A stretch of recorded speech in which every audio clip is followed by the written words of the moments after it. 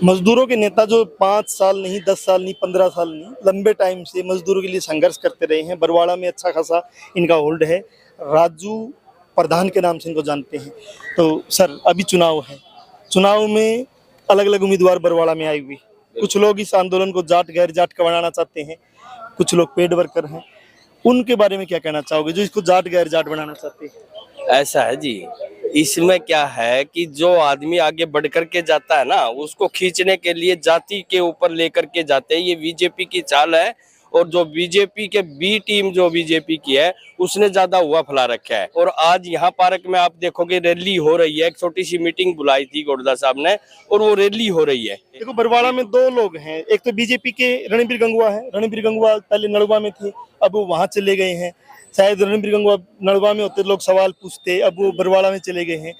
और एक संजना सातरोड है जो टी शर्ट पहना के, जो सालासर घुमा के, जो राजनीति में आई है। उन टोपी पहनाने वाले को क्या कहना चाहोगे? देखो, ऐसा है, लोगों को तो संदेश जो गंगवा जी आए हैं ना, गंगवा जी को तो लोगों में रोष एक बात का है कि गंगवा जी वहां क्यों नहीं रहे, वहां से सीट क्यों नहीं मिली। कि यहाँ आकर के न जो हल्का है बरवाड़ा, उसमें लोगों के दिमाग में ये है कि बरवाड़ा के आदमी को बीजेपी की टिकट मिलनी थी, वो नहीं मिली।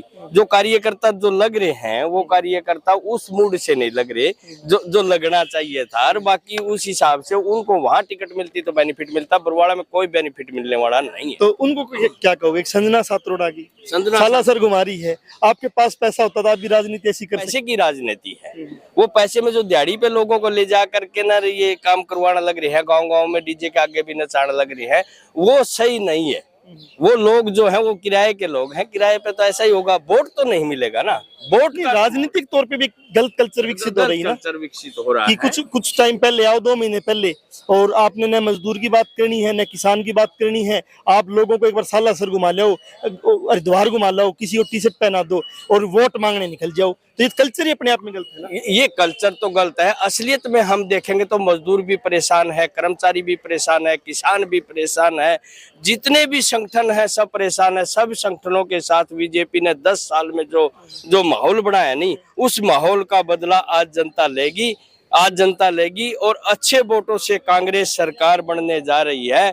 जो कांग्रेस सरकार को सीपीएम का और सीपीआई का जो गठबंधन मिला है, जो एक सीट मिली है सीपीआईएम को भिवानी में, वहां भी बड़ा अच्छा माहौल है। और इसके जितने मजदूर मिस्त्री हैं, कल बरवाड़ा के दफ्तर में एक खुले तौर पर ये हमने समर्थन किया है। सभी यूनियन, आंगनबाड़ी, आशा वर्कर, मिड डे मील, सफाई कर्मचारी, ये सब लोग मिलकर के मजदूरों के बड़े बड़े संगठन, भवन निर्माण कामगार यूनियन का सबसे बड़ा है, तो रामनिवास घोडेला को समर्थन किया। और अच्छे वोटों से जीतेंगे, कोई ऐसी बात नहीं है कम वोटों से। माहौल ऐसा है क्योंकि जो सीपीएम जो पार्टी है, उसके जो संगठन है, सीआईटू संगठन है, सीआईटू की आशा वर्कर की यूनियन है, मिड डे मील की यूनियन है, ग्रामीण चौकीदार की यूनियन है, इस प्रकार से गांव में भवन निर्माण की एक यूनियन है। 5 से 6 यूनियन और उनके लोग हैं। प्रत्येक गांव में 300-400 वोटों पे ये प्रभाव डालते हैं छोटे बड़े गाँव में, क्योंकि उनकी यूनियन है और लगातार संघर्ष करते रहते हैं। सिर्फ 5 साल नहीं, वो लगातार 5, 10, 15, चाहे वो कांग्रेस की सरकार रही हो, चाहे बीजेपी की सरकार रही हो,